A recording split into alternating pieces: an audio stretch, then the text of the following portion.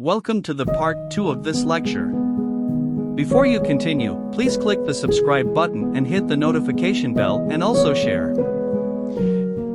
This religion is the most important source of truth and goodness.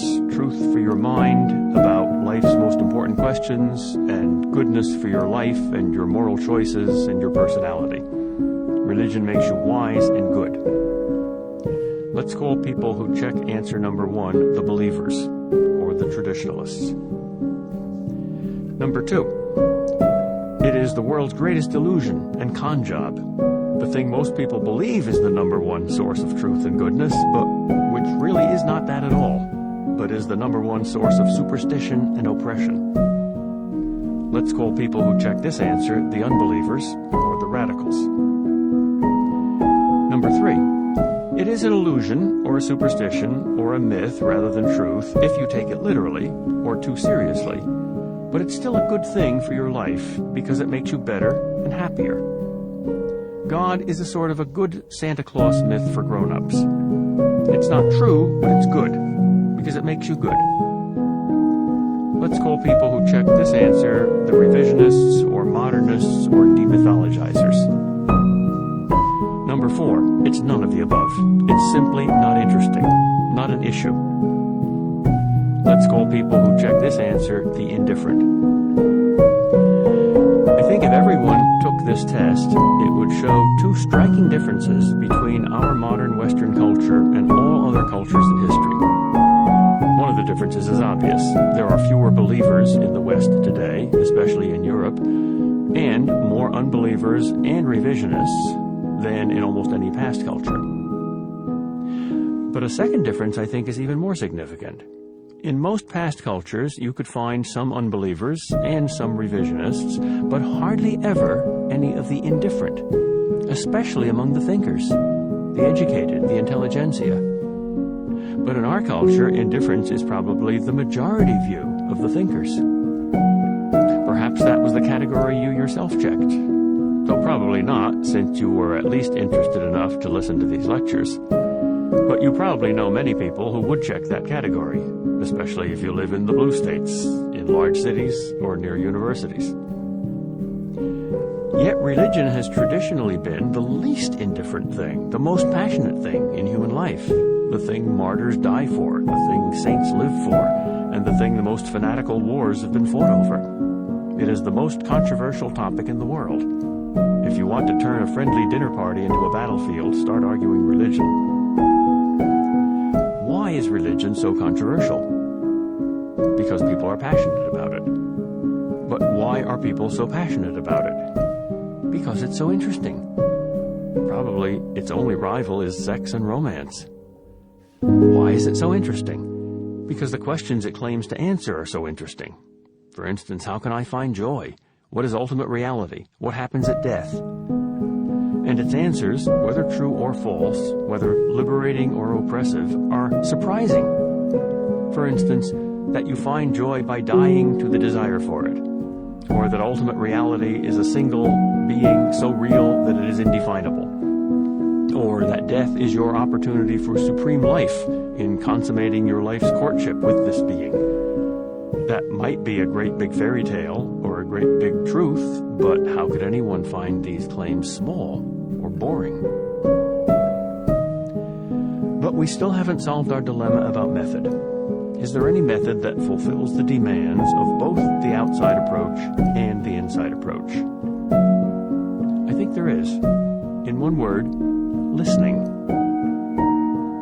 If we begin with the outside approach, listening will send us to our data, to listen carefully to it, and to the religious believer, and to the critic, and to the saint and the mystic, to listen to their passion, to empathize, to try to enter into their experience imaginatively as best we can.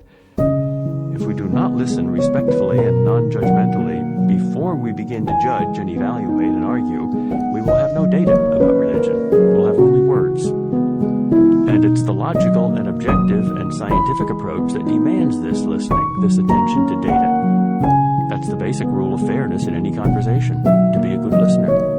That's precious, and unfortunately it's also rare. The inside approach also demands listening, Because every religion in the world tells us to listen to God wherever He speaks, or to whatever is the ultimate reality, even if it's not called God, and to listen to our own deepest selves and to each other, and to listen to justice and reason as well as faith. Silence and listening are the only soil that religious plants can grow in. All the saints and sages and mystics say that. All the prophets and prayers of all the religions. Listening to the other is an act of mental unselfishness. Every religion in the world declares war on our natural selfishness and egotism and narrowness and prejudice and self-righteousness. The saints of every religion are strikingly similar there. Their creeds look strikingly different, but their souls look strikingly similar. And saints are religion's best selling points. It seems only fair to judge a company by its best products, though listening to all the data demands that we listen to its worst products too. Listening doesn't contradict talking back, asking questions, and being critical. Those are two parts of the same thing, honesty. And these two parts of honesty have proved to be humanity's two most powerful instruments for finding truth in every field, from understanding people to understanding the universe. First listen, then talk back.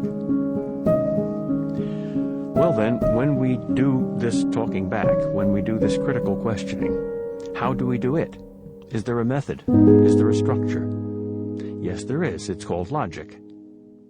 Basic logic tells us to demand three things of any argument: clear definitions of terms, true premises, true data, and logically consistent proofs. And the rules of logic apply always and everywhere, in every field.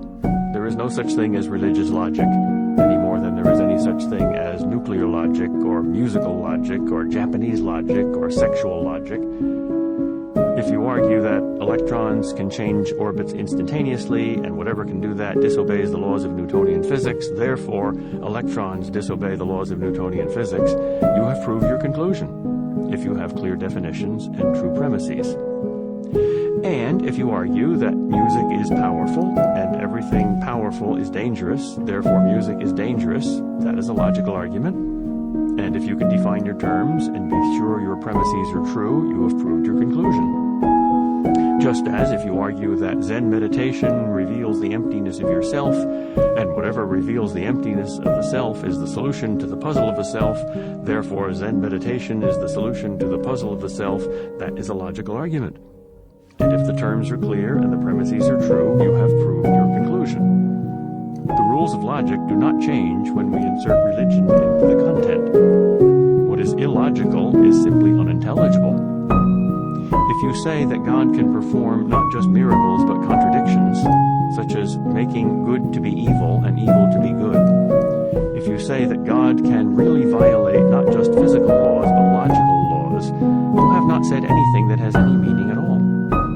A set of words that has no possible meaning to any human mind, like the sentence "good is evil," does not suddenly acquire meaning when you add 4 more words to it.